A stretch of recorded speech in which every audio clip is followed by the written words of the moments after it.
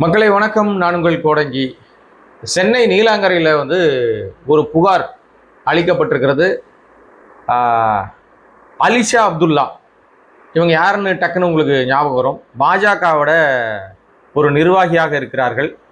இடையில ரொம்ப பரபரப்பாக கொஞ்ச நாளைக்கு முன்னாடி அண்ணாமலை கட்சியில் தலைவராக இருக்கும்போது இவங்க ரொம்ப பயங்கர பரபரப்பாக எல்லாருக்கும் அறியப்பட்டவராக தெரிஞ்சார். அதுக்கப்புறம் கொஞ்ச நாளாக காணோம், அமைதி ஆயிட்டாங்க. எல்லாம் யூடியூப்ல பேசுவாங்க, நிறைய விஷயம் பண்ணுவாங்க, கடுமையான அப்படியே பரபரப்பாக இருந்தாங்க. திடீர்னு கொஞ்ச நாளாக காணோம். அவங்கள என்ன நடந்ததுன்னு தெரியாது. இதுக்கிடையில திடீர்னு நீலாங்கரை போலீஸ் ஸ்டேஷனில் போய் ஒரு கம்ப்ளைண்ட் கொடுத்துருக்காங்க. எனக்கு மிக யூடியூப்ல ஆபாசமாக என்னை குறித்து, என் குடும்பத்தை குறித்து ரொம்ப தப்பாக, தரக்குறைவாக, கேவலமாக பேசியிருக்கிறார்கள். இந்த 2 பேரை மேலே நீங்கள் ஆக்ஷன் எடுக்கணும். இவங்க மேலே நீங்கள் ஆக்ஷன் எடுக்கலைன்னா நான் கண்டிப்பாக ஏதாவது ஒன்று பண்ணுவேன் அப்படின்னு சொல்லி இன்னைக்கு நீலாங்கரை போலீஸ் ஸ்டேஷனில் புகார் கொடுத்துட்டு ஊடகத்தை பார்த்து பேசும்போது அப்படியே கண்ணீர் விட்டு கதறாங்க. அப்படியே பயங்கரமாக கண்ணீர் விடுறாங்க. பார்க்குற எல்லாருக்குமே அப்படியே ஐயோ, என்ன இந்த அம்மா இவ்வளோ ஸ்ட்ராங்காக இருக்கிற பொண்ணு இப்படி அழுகுதே அப்படின்னு எல்லாரும் அப்படியே பரிதாபமாக பார்ப்பார்கள் என்று நினைக்கிறார்கள். உண்மையிலே அவங்க கண்ணீருக்கு பின்னாடி உண்மை இருக்கிறதா? அவங்க புகார் கொடுத்த நபர்கள் யார் 2 பேர்? என்ன திடீர்னு இப்போ அவங்க பயங்கரமா விமன் சேஃப்டி பத்தி பெருசா பேசுறாங்க. அவங்க சொல்லும் போது ஒன்று சொன்னாங்க. ஒரு புகைப்படத்தை காமிக்கிறாங்க, செல்போன்ல காமிக்கிறாங்க. இந்த மாதிரி பாத்தீங்களா, முன்னாள் முதலமைச்சர் ஸ்டாலினோடு யார் நிக்கிறா பாத்தீங்களா, அதுதான் பின்னாடி இவங்க தான் வேலை செய்யறாங்க, இவர்கள் சப்போர்ட்ல தான் இவங்க இப்படி நடந்துக்கிறாங்க. விமன் சேஃப்டி திமுக ஆட்சியில 0%, ஒண்ணுமே கிடைக்கல, நடக்கல அப்படின்னு இந்த அலிஷா பேசியிருக்காங்க. உண்மையிலேயே திமுக ஆட்சியில் விமன் சேஃப்டி மோசமாக இருந்ததான்னு நான் பார்த்துக்கிட்டு இருக்க உங்களுக்கே தெரியும். இன்றைக்கு தாவேக ஆட்சி 20 நாள்ல விமன் சேஃப்டி என்ன லட்சணத்தில் இருக்குன்னு உங்களுக்கு தெரியும். இப்போ இதை பற்றி தான் நம்ம பேச போகிறோம். இந்த வீடியோவை சப்ஸ்கிரைப் பண்ணாமல் பார்த்துட்டு இருக்க அன்பு நண்பர்கள் கோடங்கி வாய்ஸ் சேனலை சப்ஸ்கிரைப் பண்ணி ஆதரவு கொடுத்தீங்கன்னா பல விஷயங்களை, திரைமறைவில் என்ன நடந்துட்டு இருக்கு அப்படின்ற விஷயங்களையும் தேடி பிடித்து உங்ககிட்ட சொல்ல முடியும். வாங்க இப்போ நம்ம வீடியோக்குள்ள போகலாம். இவர்கள் அந்த அலிஷா அப்துல்லா புகார் கொடுக்கிற அந்த 2 பேர் யாருன்னா, உங்களுக்கு எல்லாம் பரிச்சயமான, ஊடகத்துல தனக்குன்னு தனி பேர் வைத்திருக்கிற, அவர் பேச ஆரம்பிச்சாலே சரவெடியாக பேசுகிற நம்ம திருச்சி சூர்யா, நம்ம சிவா இருக்கார்ல, திருச்சி சிவா எம்பியினுடைய மகன், அவர் தான் சூர்யா சிவா. அவரும் இது மாதிரி என்னை குறித்து பேசும்போது பயங்கரமா நக்கல் அடிச்சு சிரிக்கிறாரு அப்படின்னு இவங்க புகார்ல சொல்றாங்க. இன்னொரு நபர் யாருன்னா, எல்லாரையும் பேட்டி கேட்டு அவங்கள பயங்கரமா ஓட விட்டு பயங்கர பரபரப்பை ஏற்படுத்தக்கூடிய முக்தார். நம்ம ஏற்கனவே முக்தார் குறித்து ஒரு விஷயத்தை பேசியிருந்தோம் முன்னாடியே. முக்தாரை நடுவழியில காவல்துறை நள்ளிரவுல குடும்பத்தோடு போகும்போது ராத்திரில வழிமறிச்சு 4-5 மணி நேரம் அவரை கூட்டு போய் அலக்கழிச்சு, குடும்ப பெண்கள் இருக்கும்போது அந்த மாதிரி அவங்க காவல்துறை செய்து மிரட்டி, தாவேக்காக்கு எதிராக பேசக்கூடாது, பேசுவதா இருந்தா விஜய்க்கு ஆதரவாக வீடியோ போடு, தாவேக்கா ஆட்சி நல்லா இருக்குன்னு வீடியோ போடுன்னு மிரட்டி ஊடகத்தை மிரட்டினார்கள் அப்படின்னு நம்ம கிடைத்த தகவலை நம்ம சொன்னோம். அது பல பேரும் அதுக்கப்புறம் பேசினாங்க. பெரிய மிக பிரபலமான சேனல்கள் கூட அதை செய்தியாக மாத்தினாங்க. நம்ம தான் முதல்ல அதை பதிவு பண்ணோம். இப்ப இந்த பிரச்சனையில அலிஷா திடீர்னு போய் இப்ப பயங்கரமா பொங்கி அப்படியே கண்ணீர் விட்டு கதறதுக்கு என்னடா விஷயம் இருக்கு அப்படின்னா, இப்ப அவங்க என்ன நினைக்கிறாங்கன்னா, ஆட்சி அதிகாரம் திமுக கிட்ட இல்ல, நம்ம பாஜக இருக்கோம். ஆனா இப்ப நம்ம அந்த மாதிரி ஒரு விஷயத்த சொன்னோம்னா உடனடியாக விஜய் அவர்கள் ஏற்கனவே இவங்க மேல புகார் இருக்கு, போலீஸ் பிடிக்குது அப்படி இப்படின்னு சொல்றேன்னா முக்தாரை கைது பண்ணணும். இவங்க நோக்கம் எப்படி திமுக ஆட்சியில தான் பேசியதற்காக, அவதூறாக பேசியதற்காக சவுக்கு சங்கர் கைது செய்யப்பட்டார், அவதூறாக பேசியதற்காக பிலிக்ஸ் ஜெரால்டு கைது செய்யப்பட்டார். அவங்க 2 பேர் கைதுல நியாயம் இருக்கிறதா அப்படின்னா 2 பேரும் எனக்கு தெரியும். அதுல சவுக்கோடு எனக்கு அதிக பழக்கம் இல்லை. ஆனா நான் என்னன்னா, தவறான நபர்களை என்கரேஜ் பண்றதே இல்லை. அவர் தவறானவர், ஆரம்பத்துல இருந்து இன்னைக்கு வரைக்கும் அவர் தவறான ஆள் தான். நேர்மையா அவர் பேசல. ஒருவேளை அவர் பேசுறது ஒன்னா மக்களுக்கு ஏதோ இவர் மாதிரியான ஒரு நேர்மையான ஆள் இல்லைன்னு நீங்க நினைக்கலாம். ஆனா அவர் மோசமான ஆள், பணம் வாங்கிட்டு தான் பேசுறாருன்னு குற்றச்சாட்டு. அவருக்கு இன்றைய அளவுக்கு அவருக்கு கிடைத்திருக்கிற செல்வாக்கு, செல்வ செழிப்பு, வருமானங்கள் எங்கிருந்து வந்தது, யாரால் வந்தது, எப்படி அவர் ஓவர் நைட்ல இவ்வளவு பெரிய ஒபாமா ஆனார்ன்றது அவர் மனசாட்சிக்கே தெரியும், உங்களுக்கும் தெரியும். காவல்துறையில அவருக்கு என்னென்ன ஈடுபாடுகள் இருக்கு, எந்தெந்த காவல் அதிகாரிகள் அவருக்கு செய்தி கொடுக்குறாங்க.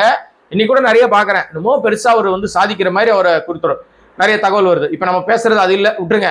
அந்த நபர் கைது செய்யப்பட்ட போது ஊடகத்தினரை கைது செஞ்சுட்டாங்கன்னு சொன்னவர்களுக்கெல்லாம் என்னை போன்றவர் பதில் சொன்னது ஒரு ஊடகத்தாலே கிடையாதுப்பா. அவரு போலீஸ்ல இருந்து அவர் சஸ்பெண்ட் செய்யப்பட்டவர், போலீஸ்ல ஆவணங்களை திருடினார்னு அவர் மீது வழக்கு இருக்கு அப்படின்லாம் நம்ம சொன்னோம். அப்ப கருத்து சுதந்திரம் நசுக்கப்படுது, பிதுக்கப்படுது அப்படின்லாம் சொல்லிட்டு இருந்தாங்க. அப்புறம் இப்ப தாவேக ஆட்சி வந்துருச்சு. வந்த உடனே அவர் ஜெயிலுக்குள்ள இருந்து ஒரு வெளியில வந்துட்டார். குண்டர் சட்டத்தில் அடைக்கப்பட்டிருந்தார் சவுக் சங்கர். உடனடியாக அவர் வெளியில வந்துட்டார். வந்த உடனே இப்போ மறுபடியும் திருப்பி அவர் வேலையை ஆரம்பிச்சிட்டாரு. ஏதோ பேசிக்கிட்டு இருக்காருன்னு வச்சுங்களேன். இப்ப இந்த சமயத்துல திமுக அரசாங்கத்துக்கு ஆதரவாக இருந்த நபர்கள் எல்லாம் தேடுறாங்க. இப்ப யாரெல்லாம் திமுகவுக்கு ஆதரவா பேசியிருப்பாங்க அப்படின்னு தேடும் போது இப்ப முக்தாரை பிடிக்கணும். அவங்களுக்கு முக்தாரை எப்படியாவது அரெஸ்ட் பண்ணணும். இதுதான் திரைமறையில வேலை செய்யறாங்க. இப்ப அலிஷாக்கு ஏன் அந்த முக்தார் மேல என்ன காண்டு? முக்தார் என்ன அப்படி பேசிட்டாரு? அது ஒரு சம்பவம் பேசுறாருன்னு வச்சுங்களேன். இப்ப நீங்க அதுக்கு சட்டப்படி ஆக்ஷன் எடுக்கிறீங்கன்னா நீங்க சரியா இருக்கணும். முதல்ல நம்ம ஒருத்தர் மேல ஒரு குற்றச்சாட்டு வைக்கிறோம்னா நம்ம முதல்ல சரியா இருக்கணும். நம்ம சரியா இருந்தாதான் அடுத்தவங்க மேல குற்றச்சாட்டையோ பிரச்சனையோ புகாரையோ சொல்ல முடியும். இப்ப நமக்கே 1008 நாமளே அந்த மாதிரியான ஆட்களா இருந்தா, நம்மளே ஆபாச கருத்தை பதிவிட்டு இருந்தா, நம்மளே அவதூறு பேசியிருந்தா, நம்ம போய் கருத்து சொன்னா அது எடுப்படுமா? புரியல உங்களுக்கு? இப்போது அப்படியே கண்ணீர் விட்டு கதற அந்த அலிஷா அப்துல்லா இன்னைக்கும் அந்த பதிவு இருக்குங்க. எக்ஸ் தளத்துல அலிஷா அப்துல்லா பேஜ்ல போய் பாருங்க. இவர் முக்தார் குறித்தும் நம்ம திருச்சி சூரிய சிவா குறித்தும் ஆபாசம் நம்ம சொல்ல முடியாது, அது அவ்வளவு ஆபாசமான கருத்தை அவங்க பதிவிட்டு இருக்காங்க. முக்தாருக்கு 3 பிள்ளைங்க இருக்காங்க. அந்த 3 பிள்ளைகள்ல கடைசி குழந்தை குறித்து அவங்க பேசிக்கிற ஆபாச வார்த்தை யோகியமா? நீ அலிஷா அப்துல்லா யோகியமா? அடுத்தவங்களை பேசலாமா? அந்த மாதிரி பேசுவதற்கு தகுதி இருக்கா? இப்ப முக்தார் உண்மையிலே அந்த தவறை அவர் ஆபாசமா பேசி இருந்தார்னா நீங்க சரியா இருந்தீங்கன்னா ஆக்ஷன் எடுக்கலாம். நீங்க யூடியூப்ல பேசிட்டாரு, என்னை பத்தி அவதூறு பேசிட்டாரு, நம்ம கண்ணீர் விடுது, நடிக்குது. அது பார்த்தா தெரியுது அது பூரா நாடகம், நடிப்பு. ஏன் திமுக ஆட்சி காலத்துல கொடுக்கலன்னா கம்ப்ளைண்ட், திமுக ஆட்சியில நடவடிக்கை எடுக்க மாட்டாங்களாம். உடனே ஒரு போட்டோ காமிக்கிறாங்க, பாத்தியா அவர் ஸ்டாலினை சந்திச்சிருக்காரு முக்தார், அதனால அவர் நடவடிக்கை எடுக்க மாட்டார், அவர் பின்புலமா திமுக தான் இருக்கு அப்படின்னு ஒரு பிராண்ட் குத்துறதுக்கு ட்ரை பண்றாங்க. திருச்சி சூர்யாவுடைய மனைவி குறித்து, திருச்சி சூர்யா சிவாவுடைய மனைவி குறித்து இந்த அலிஷா அப்துல்லா நம்ம பெண்ணு தானே, அலிஷா பெண்ணு தானே, எவ்வளவு ஒரு ஆபாசமான வார்த்தை அதுல போட்டிருக்காங்க தெரியுமா? அந்த பதிவை என்னால இங்க நான் போட முடியாது. ஏன்னா அது நம்முடைய வரம்புக்குள்ளே வரல. அது அவ்வளவு தரங்கட்ட வார்த்தை இன்னும் ஆனா இருக்கு. நீங்க தாராளமாக அலிஷா அப்துல்லாவுடைய அந்த ட்வீட்ல போய் நீங்க பாத்தீங்கன்னா அந்த பதிவு இன்னும் இருக்கிறது. அவங்களுடைய ஐடி என்ன அப்படின்னு கூட நான் சொல்றேன். அந்த ஐடி பாத்தீங்கன்னா அலிஷா அப்துல்லாவுடைய அந்த ஐடிக்குள்ள இன்னும் அந்த பதிவு இருக்கிறது. 2 பேர் குறித்தும் அவ்வளவு ஆபாசமாக பேசியிருக்காங்க.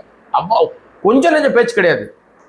அந்த வார்த்தை ஆங்கிலத்தில் அவங்க போட்டிருக்காங்க. அந்த பதிவை ஆங்கிலத்தில் போட்டா ஆபாசம் இருக்காதா? ஒரு வார்த்தையை போட்டிருக்காங்க, அந்த வார்த்தை தமிழ்ல அவ்வளவு கேவலம். அதை இங்கிலீஷ்ல போட்டுட்டு முதல் 2 எழுத்து போட்டுட்டு டாட் டாட் டாட் ஸ்டார் வச்சுட்டு லாஸ்ட் 2 எழுத்து போட்டிருக்காங்க திருச்சி சூர்யா குறித்து சொல்லும் போது. அப்ப இதெல்லாம் எந்த கணக்குல வரும்? மிஸ்ஸஸ் அலிஷா அப்துல்லா அவர்களே, இதெல்லாம் ஆபாசத்தை வராதா? அப்படியே கண்ணீர் விட்டு அப்படியே நாடகம் ஆடுறீங்க. இது சம்பந்தமாக ஒருவேளை காவல்துறை விசாரிக்கும் என்று சொன்னால் காவல்துறை 2 பேரையும் விசாரிக்கணும்.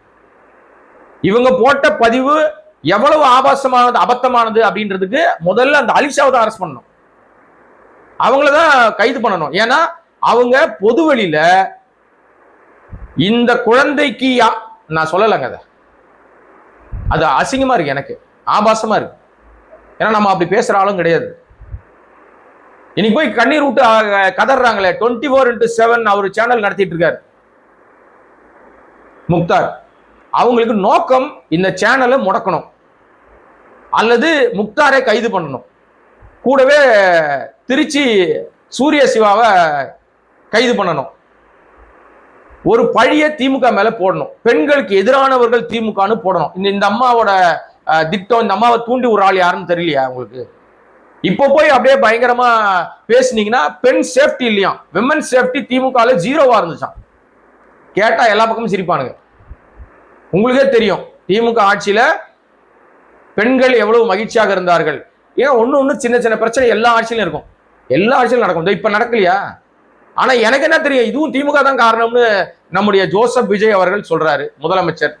இதுக்கு நீங்க எல்லாம் எல்லா பக்கமும் தமிழ்நாடு முழுக்க கஞ்சாவை விதைச்சு விட்டு போயிட்டீங்க, குற்றச்செயலை செஞ்சு விட்டுட்டு போயிட்டீங்க, போதைப் பொருளை ஓட விட்டுட்டு போயிட்டீங்க, அதனால எல்லா பக்கம் குற்றச்செயல் நடக்குது, ஏன் மேல பழி போடுறீங்க அப்படின்னு எகிர்றாரு. ஆனா அடிப்படையில அவருக்கு தான் தான் முதலமைச்சர்னே தெரியல. கான்பிடண்டா இருங்க மக்களே, வெற்றி நிச்சயம்ன்றாரு. எப்பா நீ ஜெயிச்சிட்டப்பான்னு சொல்றது கூட ஆள் இல்லைங்க பக்கத்துல. ஆக மொத்தம் நம்ம அலிஷா அப்துல்லாவுடைய இந்த குற்றச்சாட்டு என்பது காவல் ஆணையர் அலுவலகத்தில் கமிஷன் ஆபீஸ்ல புகார் கொடுக்கறது இதெல்லாம் டிராமாங்க. என்னை பொறுத்த வரைக்கும் இந்த அம்மா உண்மையிலேயே சரியான நபராக இருந்தால், நேர்மையான நபராக இருந்தா, அந்த அம்மா சொல்லியிருக்காங்க அந்த ட்வீட்லயே, இது ஒரு முஸ்லீமுக்கு அழகா அப்படின்னு கேட்டிருக்காங்க. ஒரு இஸ்லாத்துல இப்படிதான் இது நடக்குமா, இது ஒரு ட்ரூ முஸ்லீம் இப்படிதான் செய்வாரா அப்படின்ற அர்த்தத்துல அந்த வார்த்தையை அங்க உள்ள போட்டிருக்காங்க. மதத்தை ஏன் கொண்டாடுறாங்க உள்ள? ஏன்னா இவர்களும் அந்த அதுல இருந்து வரவங்க தான். அலிஷா அப்துல்லாவும் அப்படிதான் நினைக்கிறேன் நான். இவங்க செஞ்சா அது தப்பு இல்லை.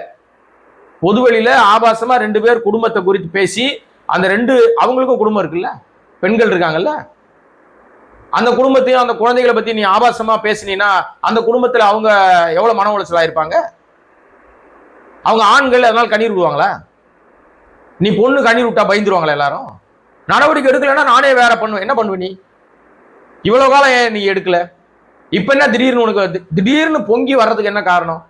இதன் பின்னணியில ஏதோ சதி இருக்கிறது. ஏன்னா கடந்த வாரம் தான் முக்தாரை காவல்துறை எந்தவித பதிலும் சொல்லாமல் 4-5 மணி நேரம் அலகழிச்சாங்க. கைதும் பண்ணல.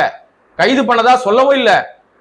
அவங்க மனைவி பிள்ளைகளுக்கு காட்டாம அவரை போலீஸ் வாகனத்துல கூட்டு போய் அலக்கழிச்சாங்க. ஏதோ சதி நடக்கிறது. தாவேக ஆட்சிக்கு எதிராக பேசுகிறவர்கள் அல்லது தாவேக ஆட்சிக்கு நீங்க செய்யறதெல்லாம் தப்புன்னு சுட்டி காட்டுகிறவர்களுக்கு எதிராக காவல்துறை வைத்து மிரட்டுகிற போக்கு தொடர்கதையாக நடக்கும்னு தெரியுது. அதனுடைய இன்னொரு தொடர்ச்சி தான் இந்த அலிஷாவுடைய இந்த குற்றச்சாட்டு. இதை சட்டப்படி முக்தார் அவர்கள் எதிர்கொள்வார். அது ஒன்றும் பெரிய விஷயம் கிடையாது. திருச்சி சூரிய சிவாக்கு இதே மாதிரியான பல வழக்குகள் அவரு அடிப்படையில பல வழக்குகள் இந்த மாதிரி பார்த்திருப்பார். அதனால அடிப்படையில் ஒன்றும் பெரிய விஷயம்லாம் இல்லை. ஏன்னா இந்த ஒரே ஒரு ட்வீட் போதுங்க, வேற ஒண்ணும் வேணாம். இந்த அம்மா பேசுற அந்த ட்வீட் மட்டும் எதுவுமே காவல்துறையில காமிச்சு இந்த லட்சணம் இதுதான் கரெக்டா, என் மேல ஆக்ஷன் எடுக்கிறீங்கல்ல, நான் பேசுனது தவறா இருந்தா என் மேல ஆக்ஷன் எடுக்கிறீங்கன்னு சொல்றீங்க இல்லையா, அப்ப இந்த அம்மா போட்ட இந்த ட்வீட்டுக்கு அந்த அம்மா அரெஸ்ட் பண்ணுவாங்க. ஆமாங்க, அந்த பதிவு நீங்களே போய் படிங்க. நான் அந்த பதிவுலாம் போட மாட்டேன். ஏன்னா தரம் தாழ்ந்த பதிவுகளை நம்ம என்கரேஜ் பண்றதும் கிடையாது, நாம அதை மக்கள்கிட்ட காமிக்கிறதும் கிடையாது. ஒரு பெண்மணி எதெல்லாம் பேசக்கூடாதோ அப்படி ஒரு தோற்றம், அப்படி ஒரு எண்ணம் இந்த அலிஷாவுக்கு இருக்கிறதுனா இந்த அம்மாவும் தப்பான பெண்ணா தான் இருப்பாங்கன்னு நினைக்கிறேன் நான். ஏன்னா அவர்களுக்கு தான் அந்த சிந்தனை பூரா தப்பாவே தோணும். உடனே டக்குன்னு நம்ம மேலே அவதூறு தூக்கின்னு வந்தாலும் வருவாங்க. ஆனா எது எப்படி இருந்தாலும் அவர்கள் செய்த அந்த செயல், அந்த பதிவு என்பது அபத்தமானது. அதை மறைச்சிட்டு மடமாத்திட்டு இவங்க என்ன பேசிட்டாங்க, இவங்க என்ன கிண்டல் அடிச்சிட்டாங்க, என்னை பத்தி அவதூறு பரப்பிட்டாங்கன்னு இப்ப கண்ணீர் விட்டு மீடியா முன்னாடி சீன் போடுறதெல்லாம் நிச்சயமாக உகந்ததல்ல. அலிஷா வேற ஏதாவது ட்ரை பண்ணலாம். இதை விட்டுட்டு இப்படி ஒரு பொய் குற்றச்சாட்டை பளிச்சுன்னு தெரியுதுங்க. இது பொய் குற்றச்சாட்டு. இது நிக்கவே நிக்காது. இது சம்பந்தமாக எந்த நடவடிக்கை எடுக்க மாட்டாங்க அப்படின்னு தெரிந்தாலும் மீண்டும் லைம் லைட்ல வரலாம். மறுபடியும் நம்ம மக்கள் பார்ப்பாங்க. நம்ம மறுபடியும் வீடியோக்குள்ள, இன்ஸ்டாக்குள்ள, சோசியல் மீடியால மீண்டும் உள்ள வரலாம் அப்படின்னு அவங்க. ஏன்னா இப்பதான் ட்வின்ஸ் பிறந்துச்சு, நான் உடம்பு சரியில்லாம வந்தேன், எனக்கு பெண்களுக்கான பிரச்சனை இருந்துச்சு, நான் இவ்வளவு நாளா நான் வீட்டுக்குள்ளே இருந்தேன், ஒரு ட்வீட் போடல, ஒரு வீடியோ போடலன்னு சொன்னாங்கல்ல. வீடியோ போடுவதற்காகவும் மறுபடியும் மக்கள்கிட்ட சோசியல் மீடியால தன்னை அடையாளப்படுத்திக்கிறதுக்காகவும் இந்த மாதிரி வேலையை செய்திருக்கிறார்களோன்னு நமக்கு ஒரு சந்தேகம் இருக்கு. எது எப்படி இருந்தாலும் மக்கள் உஷாரு தானே, தெளிவானவர்கள் தானே. அதுவும் இந்த மாதிரி ஆளெல்லாம் தெளிவா அடையாளம் கண்டுப்பாங்க. என்ன நடக்க போகுது அப்படின்றத பார்ப்போம். நம்ம முக்தாருக்கு இது தொடர்பாக நம்ம வந்து விசாரிச்சோம், கேட்டோம். நிச்சயமாக தவறு இருக்கிற பட்சத்துல எந்த நடவடிக்கை எடுத்தாலும் நம்ம அதுக்கு வந்து பெருசா எல்லாத்துக்கும் ஒத்துழைப்பு கொடுப்போம். காவல்துறை நிச்சயமாக என்னிடம் இது தொடர்பாக கேட்டா கண்டிப்பாக நேர்மையான பதில் சொல்லுவேன். நான் யார் குறித்து அவதூறு பரப்பல அப்படின்றத ரொம்ப தெளிவா அவர் பேசுறாரு. நம்ம சூரிய சிவா எதுக்குமே கவலைப்பட மாட்டார். Don't care master. ஏன்னா இது மாதிரி எத்தனையோ பிரச்சனையை பார்த்துட்டாரு. எனிவே மக்களே, இது போன்ற பல விஷயங்கள் இப்ப நிறைய மிகைப்படுத்துற விஷயங்கள் வரும். நிறைய அதாவது தாவேக அரசாங்கத்துக்கு எதிராக இந்த மாதிரி நபர்கள்லாம் புதுசு புதுசா கிளம்புவாங்க. இப்ப இருக்கிற போற போக்க பார்த்தா இந்த அம்மா போய் பாஜக இருந்து விலகி தாவேக்கால இணைந்தாலும் ஆச்சரியம் இல்லை. அதற்கு தான் அடி போடுறாங்களா என்னன்னு தெரியல. மீண்டும் போய் நல்லவங்களாக நாடகம் ஆடி விஜய் பக்கத்துல போய் நின்றுகிட்டு சால்வ். ஏன்னா இவங்க கட்சி மாறுறது ஒன்றும் பெரிய விஷயம் இல்லையே. டக்குன்னு அணி மாறி என்னைய காப்பாத்துங்க, எப்படியாவது நடவடிக்கை எடுங்க அப்படின்னு ஒரு சீனை போட்டாங்கன்னா ஓகே ரைட்டு சேர்த்துக்கலாம் அப்படின்னு ஒரு முடிவுக்கு விஜய் வந்தாலும் வரலாம். நாளைக்கு என்ன வேணா நடக்கலாம். தாவேக்காக சேருவதற்கான ஒரு துருப்பு சீட்டாக இதை பயன்படுத்துகிறார்களோ இந்த கண்ணீரை அப்படின்னு. இந்த கண்ணீர் நீலி கண்ணீர்னு தெரியுது, வெளிச்சத்துக்கு வருது. நாடகமா நான் ரொம்ப ஸ்ட்ராங்கான பொண்ணு அப்படின்னு சொல்றத நம்ப முடியல நம்மளால. எனிவே மக்களே, இது போன்ற பல விஷயங்கள் இருக்குது பேசுறதுக்கு. கோடங்கி வாய்ஸ் சேனலை சப்ஸ்கிரைப் பண்ணி ஆதரவு கொடுக்கும்படி அன்போடு கேட்டுக்கொள்கிறேன். மீண்டும் உங்களை சந்திக்கிறேன். நன்றி, வணக்கம்.